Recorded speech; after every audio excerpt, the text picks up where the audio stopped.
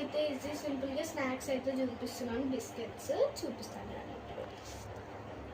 ఇప్పుడు ఫస్ట్ అయితే కప్పు పాలు పోసేసుకున్న తర్వాత ఇంకా పొయ్యి పైన అయితే పెట్టేసుకుందాం. ఒక కప్పు పాలు అయితే పోసుకున్నాం కాబట్టి ఒక కప్పు చక్కెర కూడా వేసేసుకుందాం. 5 కప్పులు గోధుమ పిండి అయితే పోసేసుకుందాం. ఇంకా పాలు అయితే పొంగొచ్చేదాకా ఉంచి తర్వాత తీయాలి.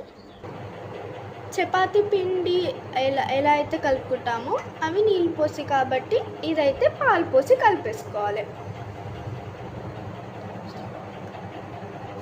పాలు వేడిగా ఉంటాయి కాబట్టి నేనైతే గరిటెతో అయితే కలిపేసుకుంటున్నాం. యాక్చువల్లీ మనం అయితే పాలు చల్లారాకనే కలుపుకోవాలి. ఇంకా నెయ్యి అయితే పోసుకొని మొత్తం సరిగ్గా కలిపేసుకుంటాం. ఇట్లా ముద్దలాగానైతే చేసేసుకోవాలి. ఇంకా ఇలా చపాతీ లాగానైతే మందంగా తాలవాలి. ఇంకా ఇలా స్క్వేర్ షేప్లోనైతే ఇలా కట్ చేసేసుకుందాం.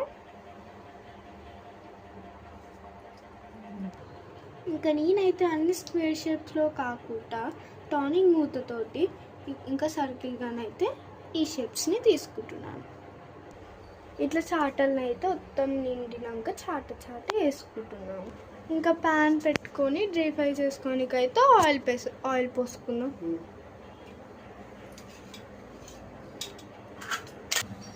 ఇంకా ఇవైతే నూనె వేడైనాక వేసేసుకుందాం. మంటను అయితే సిమ్లో పెట్టుకొని మొత్తం డీ ఫ్రై చేసుకోవాలి.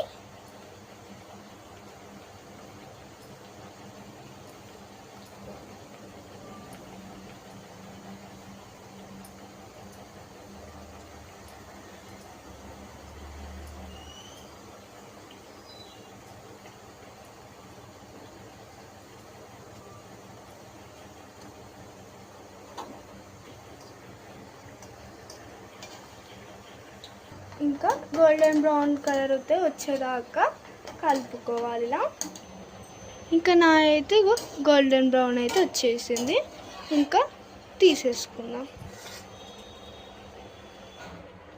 ఇదిగో మన క్రిస్పీ బిస్కెట్స్.